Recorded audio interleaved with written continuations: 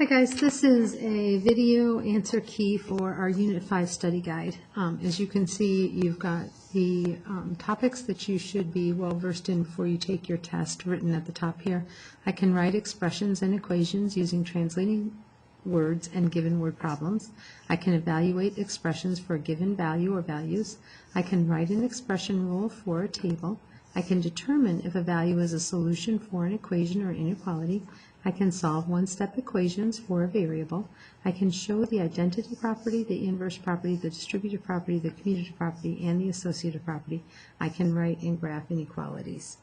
All right, so here we go. We're going to start with our first set of problems. It says to find the missing values in the table. So we're going to take the expression that we're given and substitute the numbers that were given for the variable. So the first one is 8 times 3 plus 1. Well, 8 times 3 is 24 plus 1 would give us 25 here. 8 times 5 is going to give us 40 plus 1 is 41. 8 times 8 is 64 plus 1 is 65. Next one, x plus 8. 1 plus 8 is 9. 7 plus 8 is 15. 12 plus 8 is 20. Next one, k divided by 2. 12 divided by 2 is 6. 8 divided by 2 is 4. And 2 divided by 2 is 1.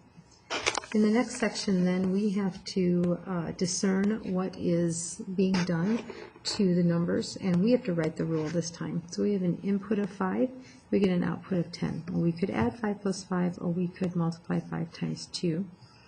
We've got 15 and 20. Well, that lets out the times 2, because 15 times 2 would be 30, so we must be adding 5. So 15 plus 5 is 20, and 30 plus 5 is 35. So we're taking our W and we're adding 5. That's the rule for that table.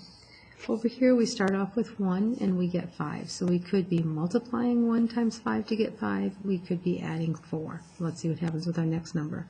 3 plus 4 is sure not going to give us 15, so that doesn't work. But 3 times 5 would give us 15, and 5 times 5 would give us 25.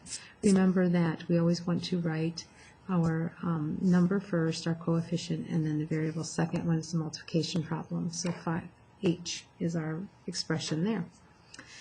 Now we've got starting with 9, getting 3. So I could be subtracting 6, I could be dividing by 3.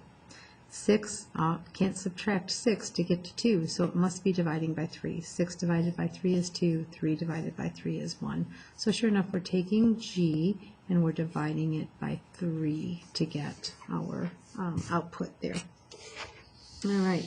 In the next section, it says evaluate each expression for the given value of the variable and circle our answer. So the first one is 4 times 2.5 plus 2. So 4 times 2.5 is,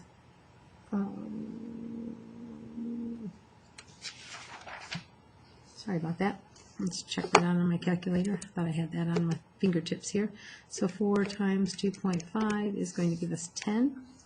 And then 10 plus 2 gives us 12. All right. 5 times 1 2/10 minus 1. I'm going to do 5 times 1 2/10. And that equals 6, and then 6 minus 1 is 5. And then I've got 12 divided by 2 4/10. So 12 divided by 2 4/10, and that gives me 5. In the next section here, I've got multiple variables and multiple substitutions to make. So I've got 2h plus h minus f when h is 6 and f is 10. So every time I see an h, I'm going to plug in the number 6. This is 2 times 6 plus 6 minus 10. So 2 times 6 is 12. 12 plus 6 is 18. 18 minus 10 is 8. Over here I've got m plus d plus d, for m is 1/2 and d is 1/3. So everywhere I see an m, I'll put in 1/2. Everywhere I see a d, I'll put in 1/3. So 1/2 plus 1/2 plus 1/3 plus 1/3. Well, I know 1/2 and 1/2 is 1, and I know 1/3 and 1/3 is 2/3, and I know that 1 plus 2/3 is 1 2/3. And so my answer is 1 2/3 there. All right, well, that's page 1 of your study guide. Tune into the next video for page 2.